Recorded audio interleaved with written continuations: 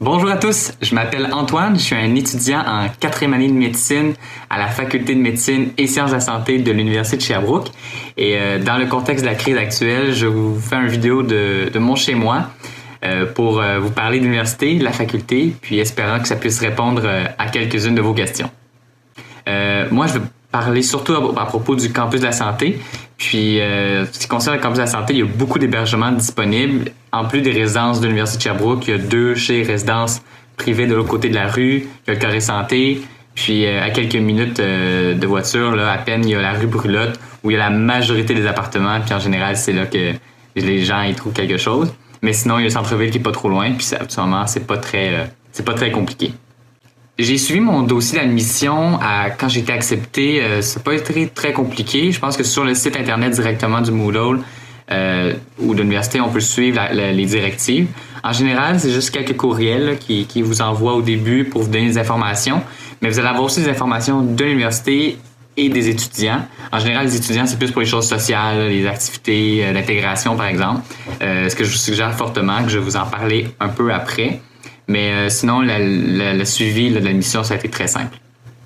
En ce qui concerne les livres de médecine, il y a beaucoup de livres qui peuvent être accessibles en ligne là, par différents moyens. Mais sinon, en général, à Sherbrooke, il y a le campus de la santé, comme on vous en a sûrement parlé.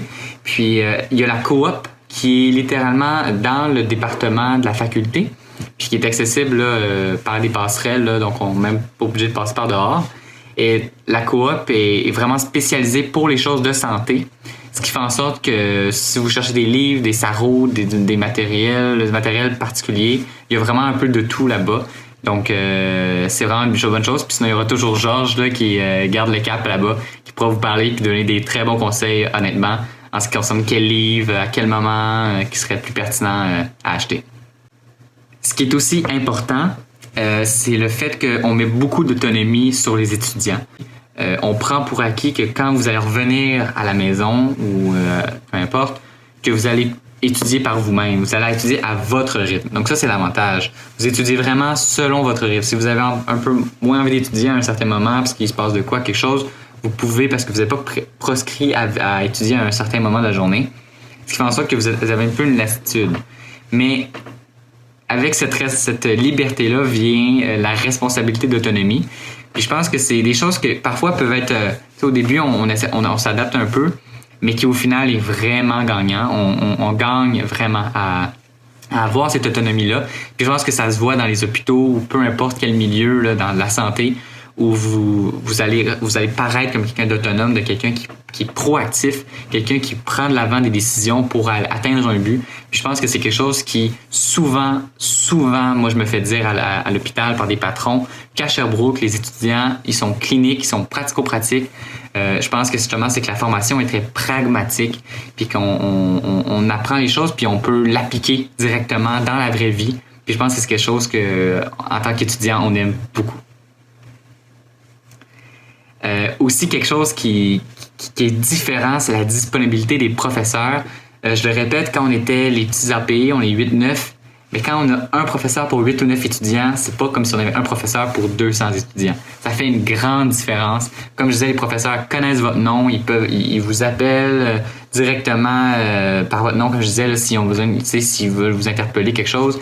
Moi, quand je me promène dans l'hôpital puis que je revois certains patrons, des fois, ils se reconnaissent, ils se rappellent de moi, ils m'appellent par mon nom, ils me demandent comment je vais. Donc ça, c'est super apprécié, c'est super le fun. Ça fait en sorte que c'est plus personnel. On n'est pas comme juste un numéro sur la liste, comme on dit. Donc, je pense que c'est quelque chose qui est très apprécié. Autre chose à Sherbrooke, c'est que quand vous étudiez au Z7, Z5, peu importe, là, dans ces bâtiments-là, l'hôpital est juste à côté. Vous pouvez regarder une map là, si vous voulez. Là, on voit par la fenêtre là, de certains locaux l'hôpital. Donc ça, c'est super le fun parce que si par exemple, vous avez un professeur qui vous enseigne de la matière, puis il y a une spécialité ou il y a quelque chose qui vous intéresse puis vous voudriez vous exposer à ça, ben vous pouvez un peu mixer ce que je viens de vous dire sur la disponibilité des professeurs puis lui demander si vous pouvez aller faire un mini-stage d'une demi-journée ou une journée complète avec lui ou elle. Puis en fait, ils sont tellement proches que vous n'êtes même pas passé par dehors. Là. Il y a des passerelles, donc vous pouvez y aller sans vous mettre un manteau l'hiver. Donc je pense que c'est quelque chose de super apprécié ça, à ce côté-là, de fait que vous n'avez pas besoin de faire de la route, là, par exemple, pour aller à l'hôpital puis vous exposer à la clinique.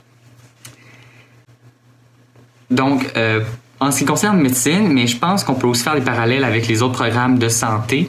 Dès la première année à Sherbrooke, on a des programmes de stages. Là. On a des stages qui se font un peu partout dans le Québec. Donc, je me rappelle en première année, moi j'avais fait 2 semaines à Bécomo parce que la région m'intéressait. Donc, j'avais fait 2 semaines là, pour tout de suite m'initier. C'est sûr que je faisais pas des grandes manœuvres. Là. J'avais juste 3 mois de médecine dans le corps. Mais je pense que c'était une bonne manière juste pour m'initier, juste pour avoir une vision de ce qu'était la médecine, de comment fonctionnait l'hôpital, comment était l'interaction entre les différents professionnels. Puis ils nous demandaient justement d'aller faire des journées avec des physios, avec des ergothérapeutes pour justement favoriser un peu le côté multidisciplinaire, l'interprofessionnalisme. Donc, de voir comment les autres professionnels fonctionnent. Donc, je pense que ça, c'est pour tous les programmes de santé, de voir comment tout le monde fonctionne, puis ensemble, s'assurer que le patient ait les meilleurs soins. Je pense que c'était vraiment une bonne chose de ma première année. En deuxième année, j'ai fait un autre 2 semaines à Chisasibi, dans la baie James, donc dans une communauté autochtone. Encore là, c'était un choix personnel. Puis j'ai adoré mon expérience aussi. J'ai pu voir là, des choses très particulières là, qui différaient de notre système plus au sud, là, je dirais. Donc, il y a plus de problèmes disons, particuliers. Donc, ça m'a beaucoup initié au point de vue médical, mais aussi au point de vue culturel, à savoir, puis avoir une sensibilité au niveau de ces communautés-là. Ensuite, moi, j'ai un parcours particulier. Après ma 2e année, j'ai pris une année internationale pour faire le tour du monde. Donc, j'ai voyagé pendant 1 an. Donc, j'ai fait un tour du monde. J'ai fait pas mal tous les continents, mais à travers ce voyage-là, j'ai fait 4 stages à l'international. J'ai fait 4 semaines au Rwanda, 4 semaines en France, 4 semaines au Népal, puis un autre 4 semaines en Équateur. Donc, j'ai fait des stages différents, là, en urgence, en pédiatrie, un peu qui différaient. Et puis, ça a été une très belle expérience. J'ai beaucoup la question sur l'année internationale, OK, comment ça fonctionne, comment ça se passe. Si je vais un peu en bref, là, je voulais juste vous dire que quand j'ai apporté l'idée à la faculté de prendre l'année internationale, j'étais très gêné, puis j'avais un peu peur de leur réaction. Et ils m'ont agréablement ouvert les bras. Là, vraiment, j'ai été surpris. Ils ont été super conciliants, ils ont été super gentils. Il y avait aucun problème pour eux. Ils voulaient juste s'assurer, qu'exemple, je fasse un stage, que je s'assurer que je revienne après, évidemment. Mais ça a été super facile avec eux, là, même que ça va être tellement facile que j'ai eu moi-même peur un peu. Je me suis dit, mon Dieu, c'est trop facile.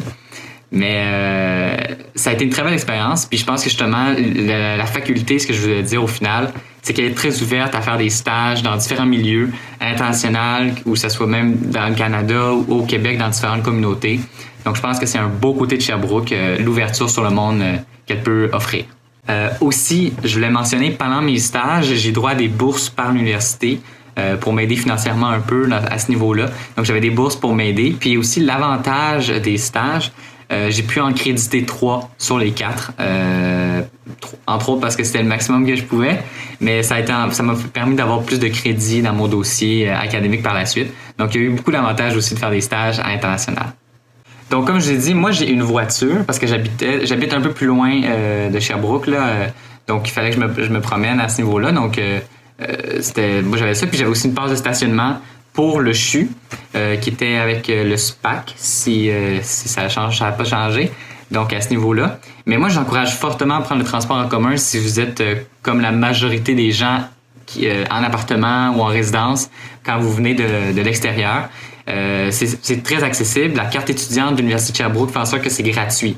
Donc, c'est gratuit pour tout le monde qui est étudiant à l'Université de Sherbrooke.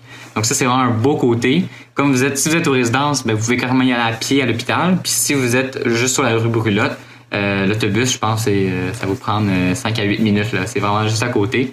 C'est juste monter la côte là, de la 12e avenue. Quand vous allez commencer votre année scolaire, il y aura une foire au comité dans le Z7, qui est le...